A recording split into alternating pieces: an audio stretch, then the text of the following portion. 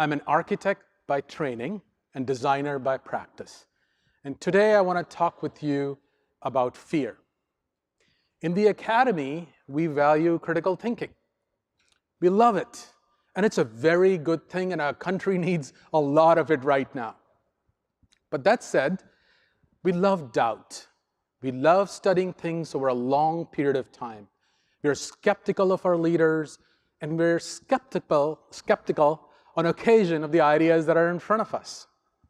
And I would argue that hidden in that skepticism is fear. So I want to talk to you about fear today. We are fearful of setting out new ideas. We are fearful of failure. We are fearful of rejection by our colleagues when we propose things that do not fit in with the space in which we exist. We are fearful that we won't have the resources, that our teams will fall apart, and then people will not meet their obligations. But somehow, we must get past our fears and act. How do we do that? So I draw on my experience of over the last 5 years leading Portland State University's institutional transformation efforts, which have resulted to some degree in our being listed among the top 10 most innovative universities in the nation. This work began when the university was going through a furlough. Over the last 5 years, we have had budget reductions in our budget. We've had difficult bargaining with a union. We face same kinds of enrollment pressures many of you in the room face, and intense competition for our students in our communities. But somehow the work has moved forward, and we are doing, I would argue, really effective things for our students. So drawing from that, I offer 3 ideas on how to get past fear. Idea 1, this is for you, the leaders. And this is a really old idea, and it's kind of fun to be talking about it here in a conference focused on innovation and what's next in the new thing. And it's like really old, like 2,000-year-old. So it's mental jiu-jitsu that comes from Epictetus. Epictetus, born a slave, and then the philosopher teacher to Marcus Aurelius. And he says that there are sort of 2 kinds of things. Things that are within your control and things that are outside your control. And the things within your control are things like your opinions, like your actions, and how you work with others.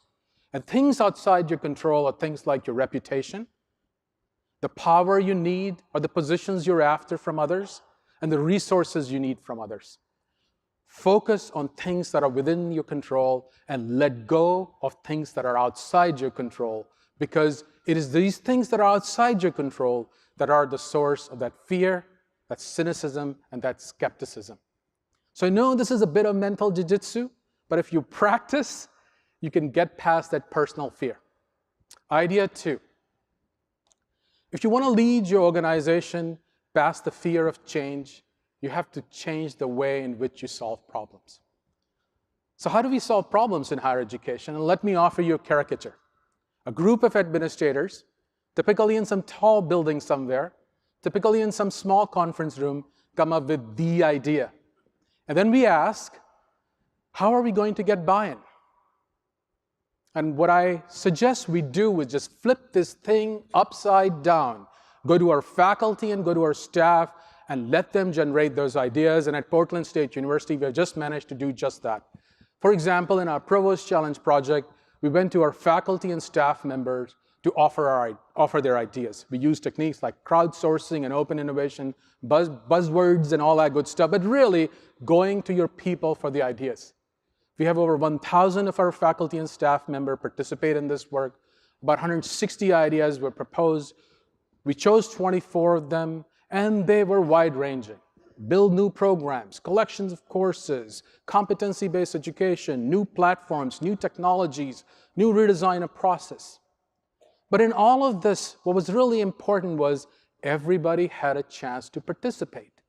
You could put an idea forward. The barrier of entry in this initiative initially was very low. You needed a title, a brief description, a paragraph, which could be difficult for faculty types like me, and one other person And you had to make a public commitment to working on these ideas. Everything was very transparent, visible. People can comment and see what was happening and really build coalitions for preparing ideas.